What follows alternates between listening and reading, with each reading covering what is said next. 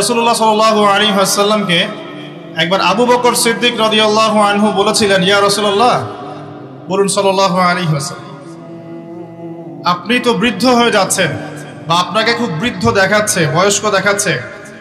তখন নবী সাল্লাল্লাহু আলাইহি ওয়াসাল্লাম বলেছিলেন যে আল কোরআনের 5টা সূরা আমাকে বৃদ্ধ বানিয়ে দিয়েছে। কয়টা সূরা? 5টা। সেই 5টা হচ্ছে 1 নাম্বার সূরাতুল ওয়াকিয়া। 1 নাম্বার কি? 2 নাম্বার সূরাতুল হুদ, সূরা হুদের নাম শুনেছেন? আচ্ছা। 3 নাম্বার সূরাতুল মুরসালাত ওয়াল মুরসালাত, সূরা মুরসালাত। 4 নাম্বার সূরাতুত তাকবীর, ইযা শামসু কুওয়িরাত। আরেকটা হচ্ছে সূরা নাবা, আম্মা ইয়াতাসাআলুন। এই 5টা সূরা নবী সাল্লাল্লাহু আলাইহি ওয়াসাল্লামকে বৃদ্ধ বানিয়ে দিয়েছেন। এখানে বৃদ্ধ মানে কি? এই সূরাগুলোর মধ্যে এমন পরকালীন বর্ণনা দেওয়া আছে যেগুলো শোনার পরে আমাদের দুনিয়ার মায়া মহব্বত চলে যাবে ইনশাআল্লাহ। মানুষ তখন পরকালের বাসিন্দা হওয়ার চেষ্টা করবে ইনশাআল্লাহ তাআলা। এর মধ্যে সূরা ওয়াকিয়া একটা। অন্য একটা বর্ণনায় পাওয়া যায় আব্দুল্লাহ বিন মাসউদ রাদিয়াল্লাহু আনহু থেকে, যদিও এই বর্ণনা নিয়ে অনেকের মাঝে কিছু ইখতিলাফ আছে। কেউ বলেছেন এটা একটু দুর্বল, আবার কেউ কেউ বলছেন এটা হাসান বা সহিহ। তো এখানে একটু মত পার্থক্য আছে। তারপরে আমি ফজিলতটা বলছি। তিনি বলছেন যে সূরাতুল ওয়াকিয়া যে ব্যক্তি প্রত্যেক রাতে তেলাওয়াত করবে, সূরাতুল ওয়াকিয়া যে ব্যক্তি প্রত্যেক রাতে তেলাওয়াত করবে, আল্লাহ রাব্বুল আলামিন ইনশাআল্লাহ ওই ব্যক্তিকে দরিদ্র রাখবেন না। একজন সাহাবী ইন্তেকালের আগে তার মেয়েদেরকে বলে যাচ্ছিলেন, তোমরা সূরা ওয়াকিয়া তেলাওয়াত করো। সূরা ওয়াকিয়া যে তেলাওয়াত করবে প্রতিনিয়ত প্রত্যেক রাতে, ইনশাআল্লাহ দারিদ্রতা তাকে স্পর্শ করবে না।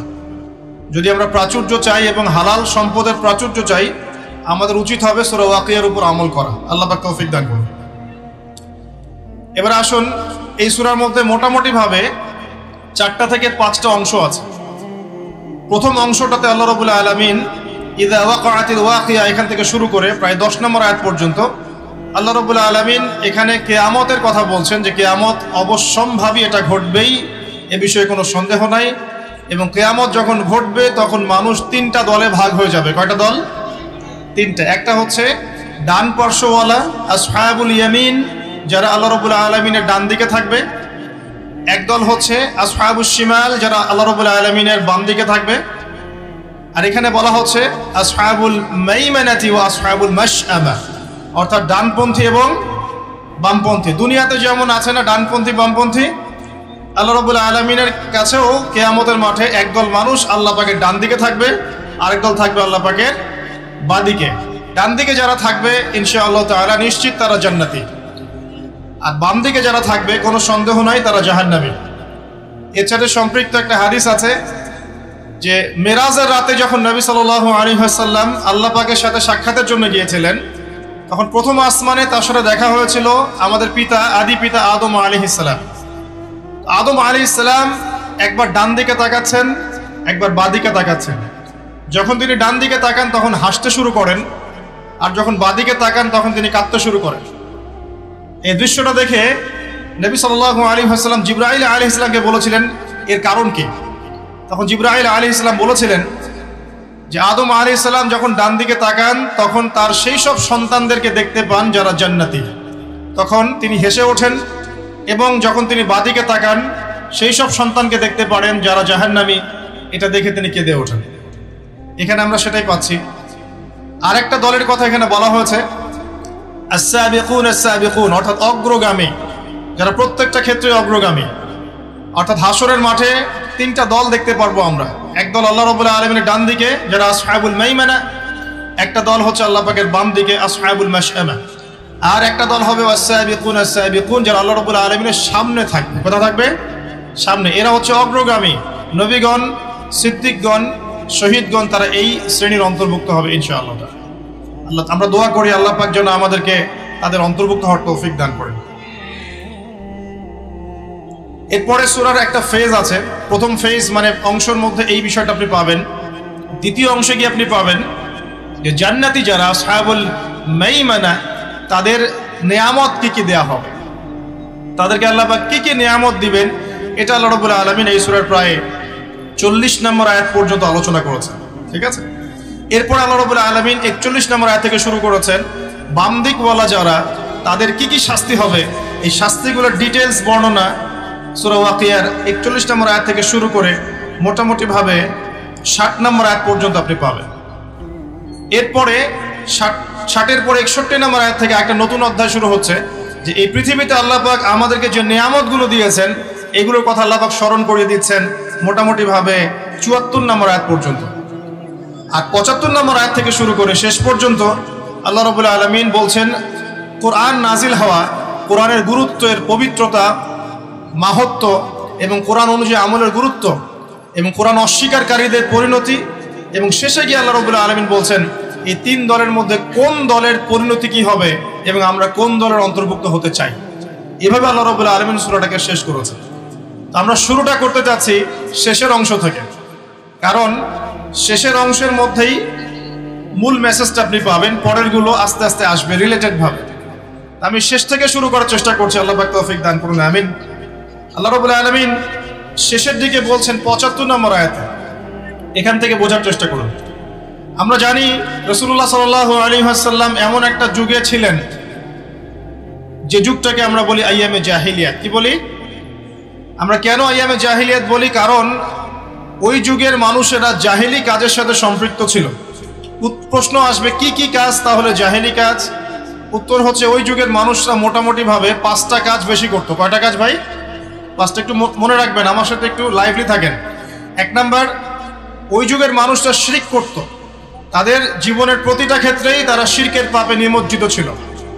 1 নাম্বার, তারা স্ট্যাচু ওয়ার্শিপ করত, মৃত মানুষের পূজা করত, তারা মাধ্যম পূজা করত, তারা কেউ কেউ নাস্তিকতায় বিশ্বাসী ছিল, কেউ বা আল্লাহ পাকের বিধান মানত না কিন্তু আল্লাহকে বিশ্বাস ঠিকই করত।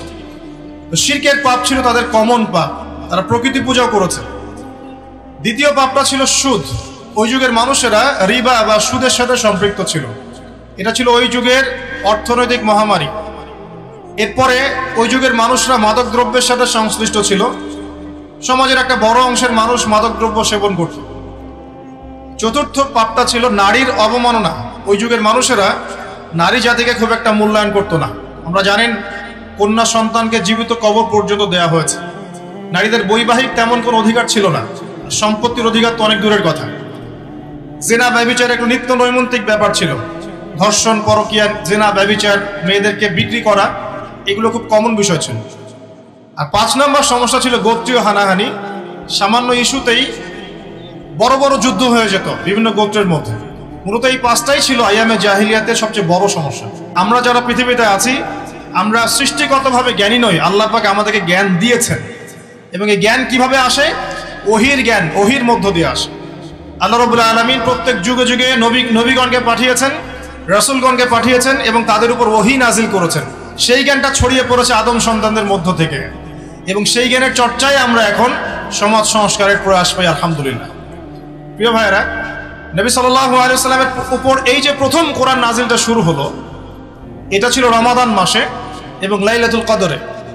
এরপরে বিভিন্ন সময়ে প্রায় 23 বছর ধরে বিভিন্ন ঘটনার পরিপ্রেক্ষিতে এক এক সময় এক একটা বিধান এবং আয়াত নাজিল হয়েছে। এভাবে 23 বছর পর যখন এই কোরআন এবং তার ব্যাখ্যা হাদিসকে কেন্দ্র করে নবী সাল্লাল্লাহু আলাইহি ওয়াসাল্লাম সমাজ সংস্কার করা শুরু করলেন, 23 বছর পর আমরা দেখলাম যে মক্কার মধ্যে কোনো প্রকার শিরকের বালাই নাই, আলহামদুলিল্লাহ। আমরা দেখলাম যে মক্কায় কোনো সুদ বা রিবা বলতে কিছু নাই। আমরা দেখলাম যে মক্কায় মাদক দ্রব্য বলতে কিছু নাই, মক্কায় জেনা ব্যভিচার নাই, মক্কায় কোনো গোত্রীয় হানাহানি নাই, কোনো নারী জাতির কোনো অবমাননাও নাই। অর্থাৎ পুরো অন্ধকারাচ্ছন্ন সমাজটা আলোকিত হলো কিসের কারণে, কিসের মাধ্যমে? আল্লাহ পাকের ওহীর মাধ্যমে। সেই ওহীটা কি? যেটা আমার হাতে দেখছেন, আল কোরআনুল কারীম। আল্লাহ পাকের ওহীটা কি? আল কোরআনুল কারীম, এবং তার ব্যাখ্যায় কি আছে? সুন্নাহ আছে, নাকি সুন্নাহ নাই? কোরআন এবং সুন্নাহ একত্রিত হয়েই তো ওহী। কিছু মানুষ এখন বের হয়েছেন দুঃখজনক, যারা বলেন যে কোরআন মানলেই হবে, হাদিস মানার কোনো প্রয়োজন নাই। এটা একটা ডাহা মিথ্যা কথা এবং এটা একটা ডাহা পথভ্রষ্টতা। এখান থেকে বের হওয়ার জন্য আমরা দাওয়াত প্রদান করব, কারণ হাদিস না মানলে আপনি কোরআনও মানতে পারবেন না। কারণ কোরআনে আল্লাহ পাক বলছেন সূরা হাশরের 7 নম্বর আয়াতে, ওয়া মা আতাকুমুর রাসূলু ফাখুযু, রাসূল যা দিয়েছেন তা গ্রহণ করো, ওয়া মা নাহাকুম আনহু ফানতাহু, রাসূল যা যা থেকে বিরত থাকতে বলেছেন দূরে থাকো। এখন রাসূল যা বলেছেন সেগুলো কি আমরা কোরআনে পাবো না হাদিসে? রাসূল যা থেকে বিরত থাকতে বলেছেন সেগুলো কি আমরা কোরআনে পাবো না হাদিসে? তাহলে কোরআনের এই আয়াতকে মানতে হলে আমাকে হাদিস মানতেই হচ্ছে। যদি আমি হাদিস না মানি তাহলে কোরআনের এই আয়াতের উপরে আমল হচ্ছে না। অতএব আপনি কোরআন অস্বীকারী কাফের হয়ে যাবেন, নাউযুবিল্লাহ। আল্লাহ পাক হেফাজত করুন, আমিন। বলতে যাচ্ছিলাম, মাত্র 23 বছরে নবী সাল্লাল্লাহু আলাইহি ওয়াসাল্লাম পুরো আরবের পরিবেশ পরিবর্তন করে দিয়েছিলেন কোরআন এবং সুন্নাহকে হাতে নিয়ে। এখন আল্লাহ পাক এই 23 বছরে প্রথম 13 বছর নবীজিকে রেখেছেন মক্কায়, আর বাকি 10 বছর রেখেছেন মদিনায়। আর মক্কায় যে সূরাগুলো নাজিল হচ্ছিল এগুলোর মধ্যে পরকালের কনসেপ্ট বেশি ছিল। আল্লাহর তাওহীদ, পরকাল, মৃত্যু, হাসর, জান্নাত, জাহান্নাম, মিজান, পুলসিরাত, মানুষের দৃষ্টিভঙ্গি আগে পরিবর্তন করা হচ্ছিল যে এই দুনিয়ার জীবনটা সাময়িক এবং এটা চিরস্থায়ী নয়, আমাদেরকে ফিরে যেতে হবে আল্লাহর কাছে। এই দুনিয়ার জীবনটা হচ্ছে একটা কর্মক্ষেত্র মাত্র, ফলাফলের জায়গা এটা নয়। এই কনসেপ্টটা পরিষ্কার করার জন্য আল্লাহ রাব্বুল আলামিন মাক্কি জীবনে কিন্তু খুব বেশি এই সুদের বিধান, জিহাদের বিধান, অন্যান্য যে বিধানগুলো আছে, পর্দার বিধান, এগুলো কিন্তু খুব একটা মক্কায় নাজিল হয়নি, মদিনায় গিয়ে নাজিল হয়েছে। আমার কথা কি বুঝতে পারছেন? আগে মানুষের আকীদাটাকে, মানুষের দর্শনটাকে চেঞ্জ করা হয়েছে। বস্তুবাদী দর্শন থেকে আগে পরকালমুখী দর্শনে মানুষকে নিয়ে আসা হয়েছে, আল্লাহর কাছে আত্মসমর্পণের দর্শনে আনা হয়েছে। এরপর আল্লাহ পাক একটা একটা করে বিধান দিয়েছেন, মানুষ অবনত চিত্তে আত্মসমর্পণ করেছে। অতএব দাওয়াতি কাজ করতে গেলে আগে এইভাবেই কাজ করা উচিত। আগে মানুষকে আল্লাহর দিকে নিয়ে আসতে হবে, তাওহীদের দিকে নিয়ে আসতে হবে, লা ইলাহা ইল্লাল্লাহের দিকে নিয়ে আসতে হবে, মুহাম্মদুর রাসূলুল্লাহর দিকে নিয়ে আসতে হবে। তারপরে আস্তে আস্তে দেখবেন ইনশাআল্লাহ সেই মানুষ নামাজ, রোজা, হজ, যাকাত, পর্দা সবই করবে। করবে না? আল্লাহ পাক এইভাবেই দাওয়াতটা দিতে বলেছেন নবী সাল্লাল্লাহু আলাইহি ওয়াসাল্লাম। এর পরিপ্রেক্ষিতে এক পর্যায়ে সূরা ওয়াকিয়া নাজিল হয়। যে কোনো মাক্কি সূরা আপনি দেখবেন সেখানে হিস্ট্রি পাবেন, পূর্ববর্তী নবীদের ঘটনা পাবেন, আগেকার আম্বিয়া কেরামের ঘটনা পাবেন, জান্নাতের বর্ণনা পাবেন, জাহান্নামের আযাবের বর্ণনা পাবেন, মৃত্যু, পরকাল, মিজান, পুলসিরাত, এগুলোর কথা পাবেন মাক্কি সূরাগুলোর মধ্যে। আল্লাহ পাক বলছেন, তারাগুলোর অবস্থানের কসম করছি আমি আল্লাহ। আর তোমরা যদি জানতে যে কসমটা কত বিশাল, অর্থাৎ এটা একটা বিশাল মানের কসম, তারাগুলোর অবস্থানের কসম। এখানে কোরআনের আয়াতকে তারার সাথে তুলনা কেন করা হচ্ছে একটা বিষয় আছে। আপনি যদি তারাগুলোর অবস্থান স্থল মেলাতে পারেন, আপনি পথ খুঁজে পাবেন। মনে করেন পৃথিবীতে কোনো ঘড়ি নাই, সব শেষ, আপনি সমুদ্রে চলাফেরা করছেন, কোন দিক পূর্ব, কোন দিক পশ্চিম, কোনটা উত্তর, কোনটা দক্ষিণ, আপনি বুঝতে পারবেন অনলি তারা দেখে, আর কোনো সুযোগ নাই। আগেকার নাবিকরা এইভাবে তারা দেখে পথ চলতো। একটু রিল্যাক্সে যদি রাতের বেলা তারা দেখতে পারেন, আপনি দেখবেন আপনি খালি চোখেই বুঝতে পারবেন তারাগুলোর মধ্যে একটা গাণিতিক সূত্র আছে। যদি আপনি জ্যামিতি বুঝে থাকেন, এক একটা থেকে একটা ডিস্টেন্স, তার থেকে আরেকটা ডিস্টেন্স দেখবেন সমান। কারোর সাথে ত্রিভুজ আকৃতি, কারোর সাথে চতুর্ভুজের আকৃতি, কারোর সাথে বর্গাকৃতি তারাগুলো আছে, এত সূক্ষ্মভাবে। আল্লাহ পাক এগুলো এমনি এমনি সৃষ্টি করেন নাই। আল্লাহ পাক বলেছেন এই তারাগুলো হিফজন, মানে এগুলো শয়তানকে প্রতিহত করে দেয়। শয়তান যদি উপরে উঠে খবর নেওয়ার জন্য আল্লাহ পাক এরকম উল্কাপিণ্ড নিক্ষেপ করেন তাদের পিছনে। আল্লাহ পাক বলছেন তারাগুলোর অবস্থান স্থিতি তোমাদেরকে পথ দেখাবে, ঠিক যেমন কোরআনের আয়াতগুলো তোমাদেরকে পথ দেখায়। এখানে একটা বিষয় বোঝার চেষ্টা করুন। আপনি যদি তারাগুলোর অবস্থান মেলাতে পারেন তাহলে যেমন আপনি পথ খুঁজে পাবেন, ঠিক তেমনি আপনি যদি কোরআনের এক আয়াতকে আর এক আয়াতের সাথে মেলাতে পারেন তাহলে হেদায়েত খুঁজে পাবেন। আমি কি বোঝাতে পারছি? এক তারা আরেক তারার অবস্থান মিলিয়ে যদি আপনি পথ খুঁজতে পারেন, ঠিক একইভাবে কোরআনের একটা আয়াতকে আরেকটা আয়াতের সাথে মেলালে আপনি একটা হেদায়েতের পথ খুঁজে পাবেন।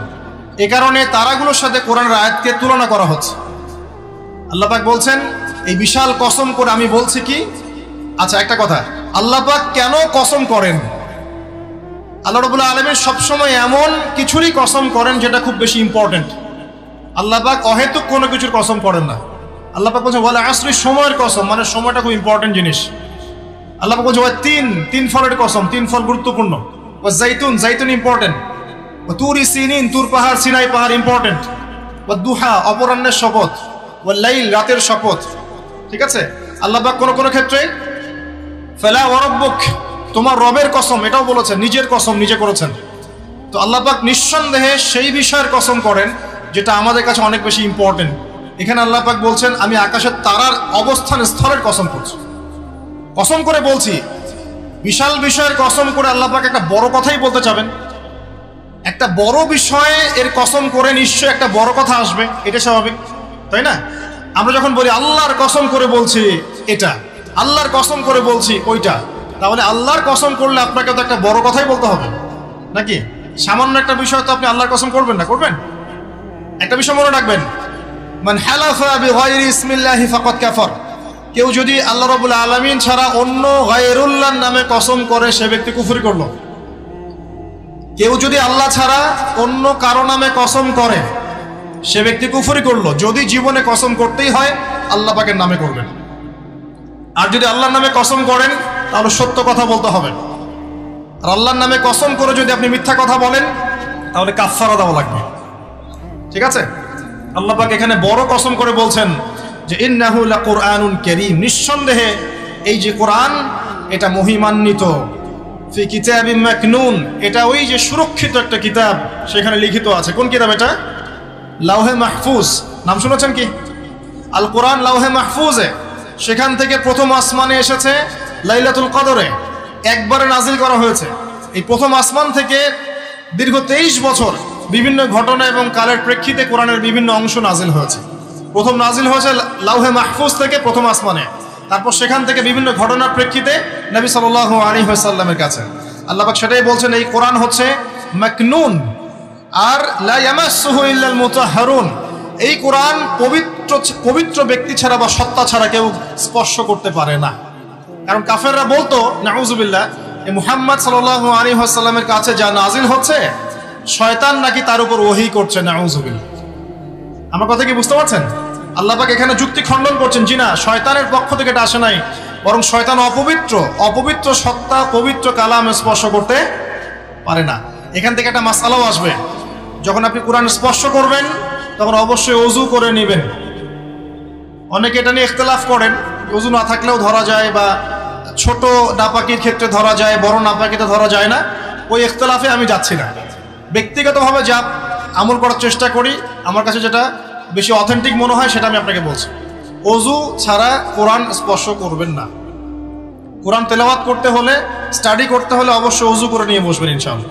আল্লাহ পাক বলছেন লা ইয়ামাসসুহু ইল্লাল মুতাহহারুন, পবিত্র সত্তা ছাড়া কোরআন কেউ স্পর্শ করে না। কোরআন বিরোধিতা করাটাকেই কি তোমরা রিজিক বানিয়ে নিয়েছো? জেনে রেখো, যদি কোরআনের বিরোধিতা করতে থাকো, একদিন তোমাদের মৃত্যু আসবেই। যেদিন আসবে সেদিন কণ্ঠনালীর কাছে চলে আসবে তোমাদের প্রাণ। ওই দিন আশপাশে বহু মানুষ থাকলেও কেউ তোমাদের কোনো উপকার করতে পারবে না, সবাই ফ্যাল করে তাকিয়ে থাকবে।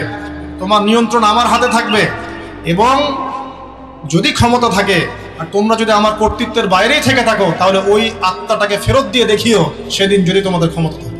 আমরা কি পারবো? অতএব আমাদের উচিত হবে কি? আল কোরআনের সামনে কি করা? আত্মসমর্পণ করা, নত হওয়া। এখন নত হওয়া মানে কি সেটা আমি 6টা সেন্টেন্সে বলছি আপনাকে। আল কোরআনের সামনে আত্মসমর্পণ করা বা নত হওয়ার মানেটা কি এটা আমি আপনাকে 6টা সেন্টেন্সে ব্যাখ্যা করছি। 1 নাম্বার, আমরা যারা বেঁচে আছি উম্মতে মুহাম্মাদি, আমাদের প্রত্যেকের উচিত হবে আল কোরআন আগে বিশুদ্ধ করে তেলাওয়াত করতে শেখা। এটা আমাদের প্রথম কাজ, শিখবো ইনশাআল্লাহ। আল্লাহ পাক তৌফিক ইনায়াত করুন। এটা হচ্ছে ইসলামের পড়াশোনার একদম বেসিক প্রাইমারি স্টেজ। কোরআন তেলাওয়াত করা শেখাটা হচ্ছে দ্বীনের পড়াশোনার একদম বেসিক স্টেজ। এরপরে আসে কোরআনের অনুবাদ শেখার ব্যাপার, কোরআনের আরবি ব্যাকরণ শেখার ব্যাপার, নাহু সরফ শেখার ব্যাপার, বালাগাত শিখতে হয়, তারপরে হাদিস আছে, তারপরে আপনার এই যে আকীদা আছে, ফিকহের বইগুলো আছে, উসুলের বইগুলো আছে, তারপরে আস্তে আস্তে বড় বড় কিতাবগুলো আপনাকে পড়তে হয়। তো এই যে সিলেবাসটা আপনার সামনে আছে, এই সিলেবাসটা কভার করার প্রথম স্টেজটা কি? আগে আপনাকে আল কোরআন বিশুদ্ধ করে তেলাওয়াত শিখতে হবে। নবী সাল্লাল্লাহু আলাইহি ওয়াসাল্লাম বলেছেন খায়রুকুম মান তাআল্লামা আল কোরআন ওয়া আল্লামা, তোমাদের মধ্যে সেই ব্যক্তি শ্রেষ্ঠ, উত্তম যে ব্যক্তি নিজে আল কোরআন শেখে অন্যকে শেখায়। নবী সাল্লাল্লাহু আলাইহি ওয়াসাল্লাম একটা হাদিসে বলেছেন আল্লাযী ইয়াকরাউল কোরআন ওয়া হুয়া মাহিরুন বিহি, যে ব্যক্তি কোরআন তেলাওয়াত করে এবং তার উপর দক্ষ হয়, মাহির হয়, মা'আস সাফরাতিল কিরামিন বারারা, সে ব্যক্তি পরকালে সম্মানিত ফেরেশতাদের সাথে হাসর করবে ইনশাআল্লাহ। ওয়াল্লাযী ইয়াকরাউল কোরআন, এবং যে ব্যক্তি কোরআন তেলাওয়াত করে ওয়া ইয়াতাতাউ ফি, এবং কোরআন তেলাওয়াত করতে গিয়ে আটকে যায়, তাতা করে মানে আটকে যায়, জিহ্বায় আসে না, ওয়া হুয়া আলাইহি শাক, তার উপরে এটা কঠিন হয়ে যায়, তারপরেও সে চেষ্টা করে, ফালাহু আজরান, তার জন্য ডাবল পুরস্কার আছে। নবী সাল্লাল্লাহু আলাইহি ওয়াসাল্লাম বলেন মান ক্বারা হারফাম মিন কিতাবিল্লাহি ফালাহু হাসানা, কেউ যদি কোরআনের একটা হরফও তেলাওয়াত করে তার জন্য হাসানা বা নেকি থাকবে। আল হাসানাতু কাআশরি আমসালিহা, আর একটা হাসানা 10 দিয়ে গুণ করা হবে, মানে একটা হরফ তেলাওয়াত করে 10 নেকি পাবেন ইনশাআল্লাহ। বা লা আকুলু আলিফ লাম মিম হরফুন, নবীজি বলছেন আমি বলছি না যে আলিফ লাম মিম তিনটা মিলে একটা হরফ। নবীজি বলছেন বা লাকুলু আলিফুন হারফুন ওয়া লামুন হারফ ওয়া মিমুন হারফুন, আমি বলছি আলিফ একটা হরফ, লাম একটা হরফ, মিম আরেকটা হরফ। একটু বলে দেই আপনাকে, আল কোরআনের মধ্যে 600টা পৃষ্ঠা আছে। কয়টা? 600 পৃষ্ঠাকে 30 পারায় ভাগ করা হয়েছে, মানে প্রত্যেক 20 পৃষ্ঠায় একটা করে পারা শেষ হবে। প্রত্যেক 20 পৃষ্ঠায় একটা পারা শেষ হবে। কোরআনের একটা পৃষ্ঠা খুলে দেখবেন যে এখানে মোটামুটি ভাবে 15টা লাইন থাকবে। প্রত্যেকটা লাইনে গড়ে এভারেজ 9টা থেকে 10টা করে শব্দ থাকে। এই হিসেবে কোরআনের একটা পৃষ্ঠার মধ্যে আপনি 135 থেকে 140টা শব্দ পাবেন। এখন এটাকে 600 দিয়ে গুণ করলে আপনি দেখবেন এখানে 77,800টার মতো শব্দ আছে, প্রায় অ্যাপ্রক্সিমেটলি নিয়ার অ্যাবাউট 78,000 ওয়ার্ডস এই কোরআনের মধ্যে আছে। আর মজার বিষয় হচ্ছে এই 78,000 শব্দগুলো সবগুলোই কিন্তু নতুন নতুন শব্দ নয়, বরং এই শব্দগুলো বের হয়েছে মাত্র 4 থেকে 4,500 শব্দ থেকে। মানে আপনি 4 থেকে 4,500 শব্দ, এর অর্থ, এর গ্রামার যদি বুঝতে পারেন ইনশাআল্লাহ আপনি 100% কোরআন বুঝতে পারবেন। কোরআনকে আল্লাহ পাক বলছে ওয়ালাকাদ ইয়াসসারনাল কুরআনা লিযিকরি ফাহাল মিন মুদ্দাকির, আমি আল কোরআনকে বোঝার জন্য সহজ করে দিয়েছি, কেউ কি আছো উপদেশ গ্রহণ করবে? আল্লাহ পাক একই সূরার মধ্যে 4 বার বলেছেন, সূরা কমার আয়াত নম্বর 17, 22, 32, 40। তো প্রথম কাজ প্রিয় ভাইরা, আপনি যদি শব্দগুলোকে এখন অক্ষর দিয়ে গুণ করেন, 78,000 শব্দকে যদি আপনি এখন অক্ষর দিয়ে গুণ করেন, দেখবেন এখানে প্রায় 5 থেকে 6 লক্ষ অক্ষর আছে। কতগুলো? কথা বলেন আমার সাথে, 5 থেকে 6 লক্ষ। এখন আপনাকে বললাম যে একটা হরফ তেলাওয়াত করলে 10 নেকি হবে, তাহলে আপনি চিন্তা করেন যে 6 লক্ষ অক্ষর যদি তেলাওয়াত করেন, একবার খতম দিতে পারেন, তাহলে আপনার কতগুলো নেকি হতে পারে? চিন্তা করেছেন? অতএব আমাদের প্রথম দায়িত্ব হবে আল কোরআন কেন্দ্রিক, অবশ্যই সবাইকে বিশুদ্ধ করে কোরআন তেলাওয়াত করা শিখতে হবে। আমরা রাজি আছি ইনশাআল্লাহ? ইনশাআল্লাহ। এর পরের দায়িত্ব হচ্ছে কোরআনের কিছু অংশকে মুখস্থ করতে হবে। কিছু অংশ বলতে যদি পারেন পুরো কোরআনই মুখস্থ করবেন, যদি না পারেন কমপক্ষে 10 পারা, 10 পারা না পারলে কমপক্ষে 1 পারা তো পারবেন।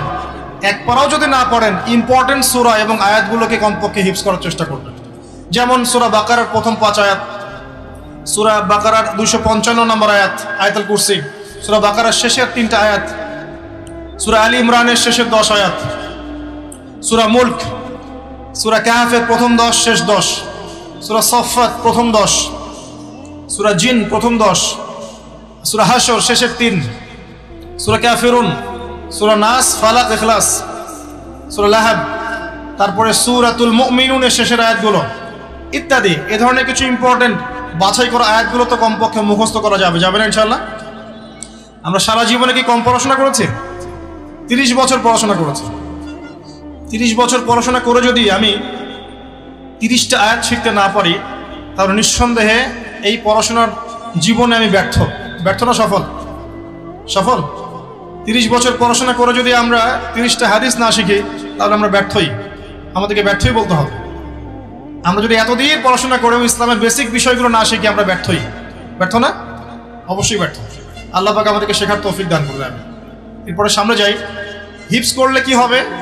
যারা এরকম করে হিফজ করতে পারবে, আমল করতে পারবে, হাসরের মাঠে আল্লাহ রাব্বুল আলামিন ওই বান্দাদেরকে উদ্দেশ্য করে বলবেন, ইকরা ওয়ারতাক, তুমি পড়ো এবং উপরের দিকে উঠতে থাকো। ওয়ারাতিল কামা কুনতা তুরাতিল ফিদ দুনিয়া, তুমি দুনিয়াতে যেমন করে তেলাওয়াত করতে, এখন সেভাবে তেলাওয়াত করতে থাকো। তোমার শেষ মঞ্জিল হবে সেখানে যেখানে তুমি পড়া শেষ করবে।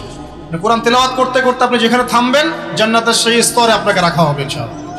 আল্লাহ পাক কোরআন নাজিল করছেন, কোরআনের হকগুলো ব্যাখ্যা করে দেওয়ার পর আল্লাহ পাক বলছেন, এবার তোমরা প্রথম যে বিষয়ে সতর্ক থাকবে, সর্বপ্রথম তোমরা যে বিষয়ে সতর্ক থাকবে সেটা হচ্ছে ইযা ওয়াকাআতিল ওয়াকিয়া। ওয়াকিয়া মানে এখানে কি? কিয়ামত। ওয়াকিয়া মানে কি? একটা আন্তর্জাতিক চক্রান্ত চলতেছে মানুষকে কিয়ামতের আলোচনা থেকে বিরত রাখার জন্য। কারণ কিয়ামতের আগে আগে বিশ্বে ইসলাম ছাড়া কিচ্ছু থাকবে না। পৃথিবীতে এখন যে ফিতনাগুলো দেখছেন, এগুলো হয়তো আরো বাড়বে।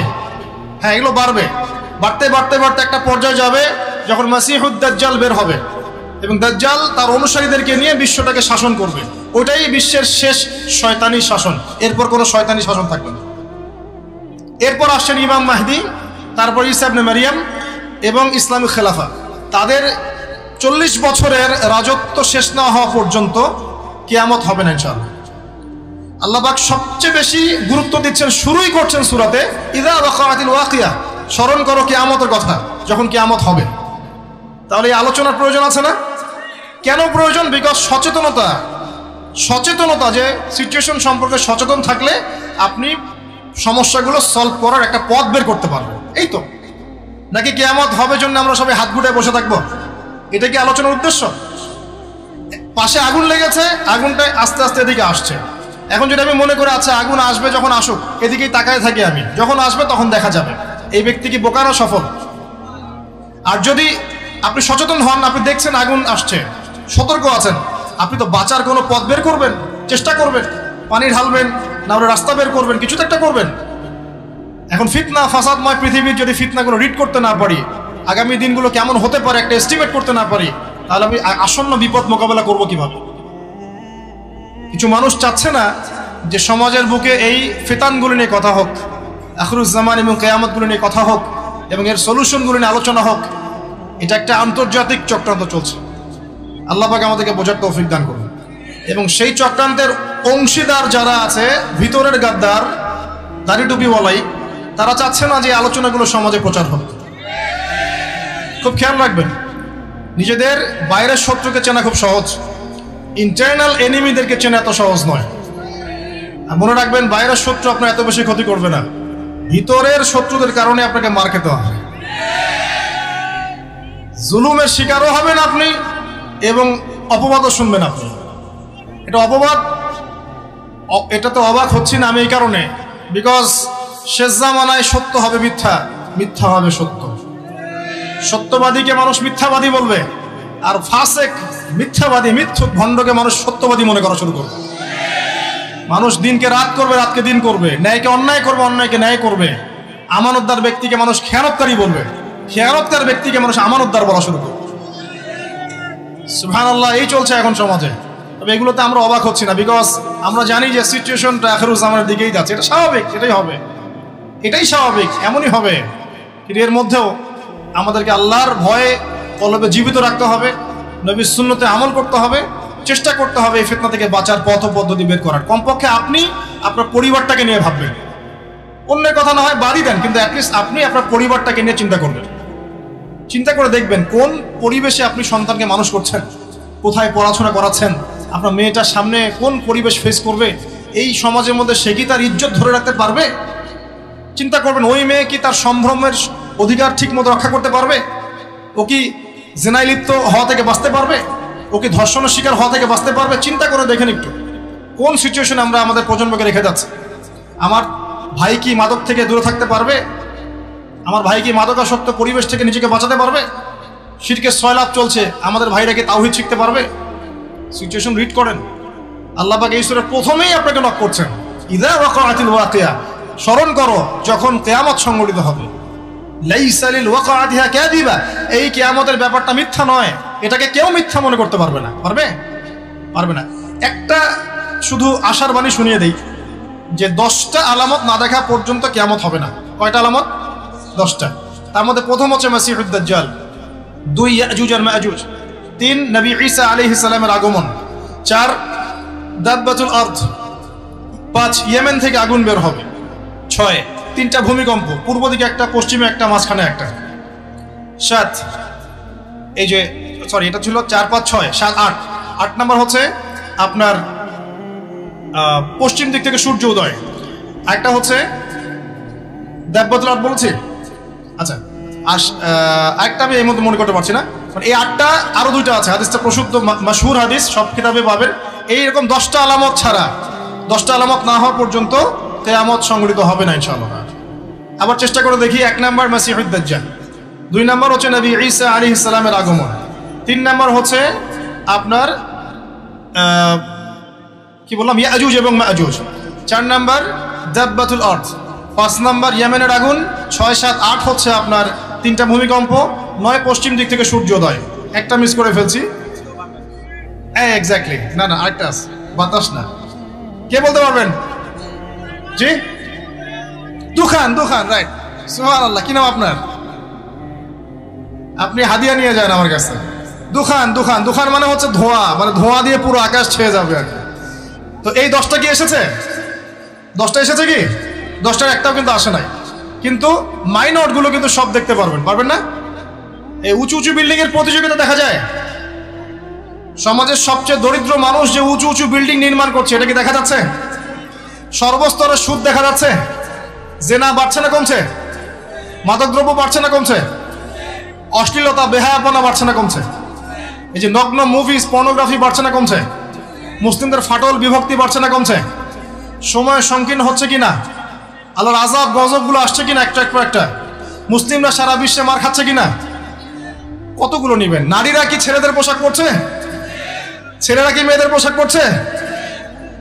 বলতে গেলে এটা নিয়ে আলোচনা করতে হবে। পরে নিয়েন, যেগুলো 10টা বাদ দিয়ে যতগুলো দেখা যায় এগুলোর প্রায় 95% আমরা সমাজে দেখতে পারছি না?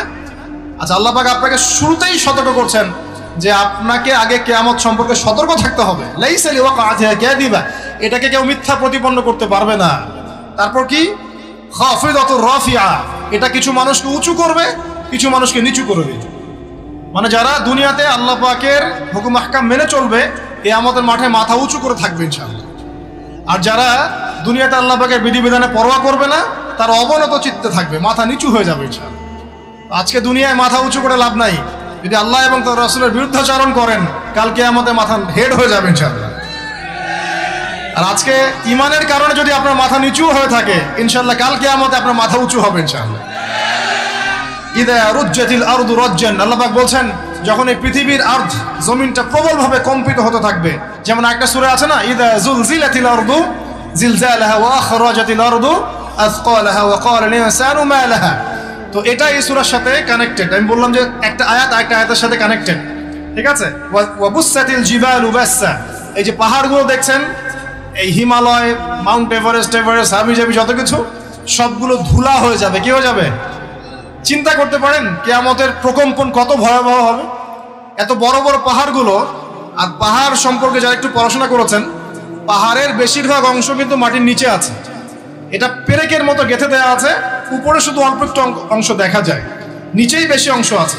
এই পুরো পাহাড়টা ধুলিকণা হয়ে যাবে, ধুলিকণা। আল কারিয়াতু মাল কারিয়া ওয়া মা আদরাকা মাল কারিয়া ইয়াওমা ইয়াকুনু নাসু কাল ফারাশিল মাবথুস ওয়া তাকুনুল জিবাল কাল ইহনিল মানফুস। এই যে হচ্ছে আপনার পাহাড়ের কথাটা এখানে আসছে, পাহাড় একদম ধুলো হয়ে যাবে। আল্লাহ পাক আরো বলছেন ফাকানাত হাবাআম মুনবাসসা ওয়া কুনতুম আজওয়াজান সালাসা। এবারে এই কিয়ামতের মাঠে মানুষ যখন উঠবে তখন 3টা দল হয়ে যাবে। কয়টা দল? 3টা। একটা হচ্ছে আসহাবুল মাইমানাতি মা আসহাবুল মাইমানা, একটা হচ্ছে ডানপন্থী, কতই না সৌভাগ্যবান সেই ডানপন্থীরা। ওয়া আসহাবুল মাশআমাতি মা আসহাবুল মাশআমা, একটা বামপন্থী, কতই না হতভাগা সেই বামপন্থী। ওয়াস সাবিকুনাস সাবিকুন, আরেকটা হচ্ছে অগ্রগামী দল, যারা পৃথিবীতে ইমানের এবং আমলের সব কাজে অগ্রগামী ছিল। তো কিয়ামতের মাঠে 3 দল হবে। উলাইকাল মুকাররাবুন, এরা হবে আল্লাহ পাকের নৈকট্যশীল বান্দা। ফি জান্নাতিন নাঈম, এরা জান্নাতুন নাঈমে থাকবে, মানে যেটাতে স্বাচ্ছন্দ্যময় একটা জান্নাতে তারা বসবাস করবে ইনশাআল্লাহ তাআলা।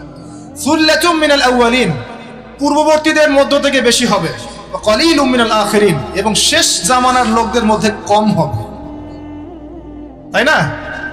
যত দিন যাচ্ছে তত মানুষ খারাপ হচ্ছে না? তো এজন্য আগেকার মানুষদের মধ্য থেকে বেশি জান্নাতে যাবে। ইন্না বানি ইসরাঈল তাফাররাকাত আলা 72 মিল্লাহ ওয়া তাফতারিকু উম্মতি আলা 73 মিল্লাহ। নিশ্চয়ই বনু ইসরাঈলরা 72 দলে ভাগ হয়ে গিয়েছিল, আর আমার এই উম্মাহ ভাগ হয়ে যাবে 73 দলে। কয় দলে? কুল্লুহুম ফিন্নার, প্রত্যেকটা দল জাহান্নামী, ইল্লা মিল্লাতান ওয়াহিদাতান, শুধু একটা মাত্র দল জান্নাতি। কিলা, বলা হলো, মান হিয়া ইয়া রাসূলুল্লাহ, হে আল্লাহর রাসূল তারা কারা? নবীজি বলছেন মা আনা আলাইহি ওয়া আসহাবি আল ইয়াউমা, আজকের দিন আমি আর আমার সাহাবীরা যার উপর আছে। 1400 বছর আগের কথা। ওই সময় আল্লাহর রাসূল এবং তার সাহাবীরা যে আকীদা, আদর্শ, মানহাজ তার উপরে ছিলেন, এর উপর যারা থাকবে ইনশাআল্লাহ তারা জান্নাত। তো আমরা চেষ্টা করব আমাদের প্রতিটা কাজ, আমল, আকীদা, মানহাজ যেন তাদের মতো হয়। এখানে একটা ভয়ের ব্যাপার আছে। আমরা আরেকটা সুসংবাদ শোনেন। নবীজি একদিন বসে সাহাবীদেরকে বলছেন, শোনো, এই উম্মতের মধ্যে 70,000 মানুষ আছে যারা বিনা হিসাবে জান্নাতে যাবে। বিনা হিসাবে, বিনা আযাবেও, মানে কোনো আযাবও নাই, কোনো হিসাবও নাই। সাহাবীরা এবার কথোপকথন করতে লাগলেন। নবীজি চলে গেছেন, এটা বলে চলে গেছেন। সাহাবীরা বলছেন যে তারা কারা হতে পারে, পরামর্শ করছেন, হয়তোবা তারা মুজাহিদরা, হয়তোবা শহীদরা, হয়তোবা অমুক, হয়তোবা তমুক। নবীজি আসলেন, এসে বললেন তোমরা কি নিয়ে কথা বলছো? সাহাবীরা বলছেন আমরা ডিসকাস করছিলাম যে ওই 70,000 কারা হতে পারে। নবীজি বলছেন সাল্লাল্লাহু আলাইহি ওয়াসাল্লাম, শুনে রাখো, ওই 70,000 মানুষের বৈশিষ্ট্য মূলত 4টা। কয়টা? 1, তারা শুভ অশুভ এসব লক্ষণে বিশ্বাস করে না, মানে কোনো শিরকের সাথে ওদের কোনো সম্পর্ক নেই। কথা বুঝতে পারছেন? আর আপনি তো ওই যে পেপার খুললেই দেখবেন কন্যা রাশির এই, সিংহ রাশির এই, ওই যে জ্যোতিষী আপনাকে শুভ বলছে, এটা অশুভ। আবার আপনি বলছেন হ্যাপি বার্থডে। হ্যাপি মানে কি? শুভ। হ্যাপি বার্থডে মানে শুভ জন্মদিন। তো আপনার ওই দিনটা যে শুভ হয়ে যাবে, কে গ্যারান্টি দিয়েছে? কোন গ্যারান্টি আছে? আবার ওই যে কিছু উদ্বোধন করবেন, ফিতা কাটলেন, পাখি উড়িয়ে দিলেন, শুভ। বাসা থেকে বের হচ্ছেন, বিড়াল সামনে দিয়ে চলে গেল, একটু বসে যাই, যে অশুভ। আপনি অশুভই বিশ্বাস করছেন। ওই 70,000-এর প্রথম বৈশিষ্ট্য হচ্ছে তারা কোনো শুভ অশুভ বিশ্বাস করে না। মনের মধ্যে এমন যদি ধারণা আসে, একটা দোয়া পড়ে নেবেন। বলে দেবো দোয়াটা, আল্লাহুম্মা লা তায়রা ইল্লা তায়রুক ওয়ালা খায়রা ইল্লা খায়রুক ওয়ালা ইলাহা গায়রুক। হে আল্লাহ, তোমার দেয়া মন্দ ছাড়া কোনো মন্দ নাই, তোমার দেয়া কল্যাণ ছাড়া কোনো কল্যাণও নাই, ওয়ালা ইলাহা গায়রুক, আপনি ছাড়া কোনো ইলাই নাই। ব্যাস, তাওহীদে থাকবেন। 1 নাম্বার। 2, তারা আগুন দিয়ে, শেক দিয়ে দিয়ে গায়ে চিকিৎসা করে না। একটা শ্রেণী ছিল ওই সময় মাজুস, যারা অগ্নি পূজারী ছিল, আগুনের মধ্য দিয়ে তারা চিকিৎসা গ্রহণ করত এবং তারা আগুনের উপাসনা করত। এখান থেকে নিষেধ করা হচ্ছে। 3 নাম্বার, তারা শরীরে কোনো উল্কি অঙ্কন করে না। উল্কি মানে কি? যে ট্যাটুস আপনারা অঙ্কন করছেন, অনেক ভাই জিম করে ট্যাটু বানায় আর কি। তো একটু আগে ভাইয়ের জিম থেকে ঘুরে আসছি, আলহামদুলিল্লাহ। অনেক দিন আগের স্মৃতি মনে পড়ে গেল আর কি। আল্লাহ পাক, দোয়া করি আল্লাহ পাক আমাদের ভাইদেরকে শরীর, আত্মা, মন সবকিছু সুস্থ রাখুক, আমিন। আর একটা পরামর্শ দিব যে আপনারা কায়িক পরিশ্রম করবেন, এবং এগুলো আমাদের উচিত। ফিজিক্যাল এক্সারসাইজ করা উচিত। একটু ফিজিক্যাল গেমস খেলে কোনো সমস্যা নেই, কিন্তু হয়তো সময় নষ্ট করে খেলা দেখলে সমস্যা। যে খেলা আপনার ফিজিক্যাল উপকারিতা আছে আপনি খেলতে পারেন, তবে ফরজ তরক হওয়া যাবে না, এবং ওই যে নামাজ মিস হওয়া যাবে না। আল্লাহ পাক তৌফিক ইনায়াত করুন, আমিন। আচ্ছা, 4 নাম্বার হচ্ছে তারা পাখি উড়িয়ে ভাগ্য গণনা করে না। এবং 5টা আর কি। 5 নাম্বার হচ্ছে যে তারা সর্বাবস্থায় এক আল্লাহর উপর তাওয়াক্কুল করে, অন্য কারো প্রতি তাওয়াক্কুল করে। এই শ্রেণীর মানুষ যারা, তারা 70,000 মানুষ বিনা হিসেবে জান্নাতে যাবে। একজন সাহাবী দাঁড়িয়ে বললেন, ইয়া রাসূলুল্লাহ, আমার জন্য দোয়া করেন, আমি যেন তাদের অন্তর্ভুক্ত হয়ে যাই। নবীজি বললেন, হ্যাঁ, তুমি তাদের অন্তর্ভুক্ত যাও। এবার আরেকজন দাঁড়িয়ে বললেন, আমার জন্য দোয়া করেন ইয়া রাসূলুল্লাহ। তো ওই সাহাবী দাঁড়ালেন, দোয়া করতে বললেন, নবী বলেন, ঠিক আছে, তুমি তাদের অন্তর্ভুক্ত। আরেকজন দাঁড়ালেন, সাহাবী বলছেন, না, সে তোমার অগ্রগামী হয়ে গেছে, কারণ এভাবে সবার জন্য দোয়া করতে থাকলে তো দরজাই বন্ধ হয়ে যেত। এই জন্য তিনি আর দোয়া করলেন না, বললেন যে সে তোমার অগ্রগামী হয়েছে, দ্যাটস অল। এখন আমরা যদি ওই রকম হতে পারি, শিরকের পাপে নাই, শুভ অশুভ আপনি বিশ্বাস করেন না, আপনি ভাগ্য গণনা করেন না, আপনি পাখি উড়িয়ে এই উদ্বোধন করেন না, আপনি আগুনের উপাসনা করেন না, সর্বাবস্থা আল্লাহর প্রতি তাওয়াক্কুল করেন, এবং কুফুরি ঝাড়ফুকও নেন না। কুফুরি ঝাড়ফুক আছে না, ঝাড়ফুক, তাবিজ, কবজ, এগুলো নেয় না মানুষ, এগুলোও নিচ্ছেন না, তাহলে ইনশাআল্লাহ তাআলা আপনি সেই 70,000-এর অন্তর্ভুক্ত হবেন ইনশাআল্লাহ। তবে হ্যাঁ, বৈধ ঝাড়ফুক করা জায়েজ। কোরআনের বৈধ সূরাগুলো এবং দোয়া কালাম দিয়ে ঝাড়ফুক করা কি জায়েজ, এবং এটা সুন্নত পদ্ধতিও। এবং ঘুমানোর সময় তো ঝাড়ফুক করতে হয়, সূরা ফালাক, নাস, ইখলাস পড়ে ফু দিয়ে পুরো গায়ে মাসাহ করতে হয়, সুন্নাহ। এখানে বোঝানো হচ্ছে কুফুরি ঝাড়ফুকগুলো যেগুলো আমরা নেই, কবিরাজ টবিরাজ অন্যের কাছে নেন না। আর যত দিন যাচ্ছে কিন্তু এগুলো বাড়ছে। মানুষ এই যে প্রেমিকাকে পাওয়ার জন্যে বানটোনা মারছে, স্বামী স্ত্রীকে বন্ধন বাড়ানোর জন্য তাবিজ কবজ করছে না, এগুলো মানুষ করছে। ব্যবসায় ক্ষতি করানোর জন্য করছে। যে ব্যক্তি এগুলো করবে সে মুশরিক হয়ে যাবে। যে ব্যক্তি এগুলো করবে সে নিজেও মুশরিক, যার জন্য করিয়ে দেওয়া হবে সেও মুশরিক। এটা মনে রাখবেন, আল্লাহ পাক হেফাজত করুন, আমিন। একটা হাদিসে আসছে, জান্নাতের এই যে মাটিটা উর্বর, স্বর্ণের উর্বর, গাছ যেটা, সেটার কাণ্ডগুলো স্বর্ণের, গাছের ছায়াটা এত লম্বা, 100 বছর যদি কেউ দৌড়ায় ছায়া শেষ করতে পারবে না। এবং এই মাটিতে যদি আপনি গাছ লাগাতে চান, দুনিয়া থেকে লাগাতে পারবেন ইনশাআল্লাহ। খালি বলতে হবে সুবহানাল্লাহ, আলহামদুলিল্লাহ, ওয়া লা ইলাহা ইল্লাল্লাহ, আল্লাহু আকবার, আর বলতে হবে সুবহানাল্লাহি ওয়া বিহামদিহি সুবহানাল্লাহিল আযীম। আপনার জান্নাতে গাছ অটোমেটিক লাগাতে থাকবে ইনশাআল্লাহ। আমরা কি ওইখানে মালিক হতে চাই? আল্লাহ পাক আমাদেরকে জান্নাতের মালিক হওয়ার তৌফিক দান করুন। এগুলো জান্নাতের নিয়ামত, আসলে বলে শেষ করতে পারবো না। আল্লাহ পাক বলেন ওয়া হুরুন আইন। এইবার যুবকরা শোনেন, ওয়া হুরুন আইন, এবং এগুলোর সাথে থাকবে ডাগর চোখের হুর। ডাগর চোখ মানে চোখগুলো হবে অত্যন্ত সাদা এবং বড় বড়, মনিগুলো হচ্ছে কালো কুচকুচা। আল্লাহ পাক তাদেরকে স্পেশালি সৃষ্টি করেছেন হুরুন আইন, যাদের কারো যদি পরনের আঁচলটার কোনা পৃথিবীতে নামিয়ে দেওয়া হতো, সারা পৃথিবী আলো আর সুগন্ধি দিয়ে ভরে যেত। আপনার স্ত্রী হবেন তারা ইনশাআল্লাহ, এবং আপনার স্ত্রীরাও যদি ভালো কাজ করেন, সৎ কাজ করেন, তাহলে স্বামী স্ত্রী দুজনেই জান্নাতে থাকতে পারবে ইনশাআল্লাহ। দুই ধরনের নারী জান্নাতে দেওয়া হবে মুমিন পুরুষদের জন্য। আপনার স্ত্রী এবং তার সৌন্দর্য অন্য হুরদের চেয়ে বেশি হবে অবশ্যই, এবং সবার বয়স হবে সেম এজে, 33 বছর, 30 থেকে 33। এখন যদি স্ত্রী একটু কালো হয়, দেখতে একটু অসুন্দর হয়, কষ্ট নিয়েন না, জান্নাতে ঢোকানোর সাথে সাথেই সুন্দর হয়ে যাবে ইনশাআল্লাহ, ঠিক আছে? এবং এত সুন্দরই হবে যে আপনি অন্যদিকে তাকানোর কোনো ফুরসতই পাবেন না ইনশাআল্লাহ। এবং এছাড়াও এক্সট্রা হুর আল্লাহ পাক আপনাকে দিবেন। এমনি সাধারণ জান্নাতীর জন্যও 2টা করে স্ত্রী থাকবে ইনশাআল্লাহ। আর আল্লাহর পথে শহীদ যারা হবে, কয়টা স্ত্রী বলতে পারবেন? 72টা। কয়টা? আমি বলবো এতগুলো দিয়ে কি করবেন? আরে ভাই, জীবনটা তো অনন্তকালে, 30 বছর 60 বছরের জীবনেই তো আমাদের লাগতেছে 4 জন, নাকি? আর এত অনন্তকালের জীবন, কোটি কোটি বছর, কোনো মৃত্যু নাই। এখানে মেয়েদের একটা প্রশ্ন থাকে, তাহলে আমাদের জন্য কি? অবশ্যই আপনাদের জন্য স্বামীদের সৌন্দর্য এত বেশি হবে যে আপনি সেই স্বামী ছাড়া অন্যদিকে যেতেও চাবেন না। আরো প্রশ্ন আছে, যদি একজন স্ত্রীর একাধিক স্বামী থাকে তাহলে কি হবে? সর্বশেষ যে স্বামীর সাথে সে সংসার করেছে, সেই স্বামী যদি সৎ হয় এবং এই স্ত্রী যদি সৎ হয়, এই স্বামীর সাথে সে থাকবে জান্নাতে ইনশাআল্লাহ। একজন সাহাবী হুযায়ফা রাদিয়াল্লাহু আনহু ইন্তেকালের সময় তার স্ত্রীকে বলছেন, আমার পরে আর বিয়ে করবে না, যদি আমার সাথে জান্নাতে থাকতে চাও তাহলে আমার পরে আর বিয়ে করো না। একজন সাহাবী মুআবিয়া রাদিয়াল্লাহু আনহু, তিনি আবু দারদা রাদিয়াল্লাহু আনহু স্ত্রীকে প্রস্তাব দিয়েছিলেন তার ইন্তেকালের পর। তো আবু দারদা রাদিয়াল্লাহু আনহুর স্ত্রী অস্বীকার করছেন, রিফিউজ করলেন, না আমি বিয়ের প্রস্তাবে রাজি নই, না আমি আবু দারদার সাথে জান্নাতে থাকতে চাই। সুবহানাল্লাহ। প্রিয় ভাইরা, পরিবারগুলোকে জান্নাতি বানাতে হবে না?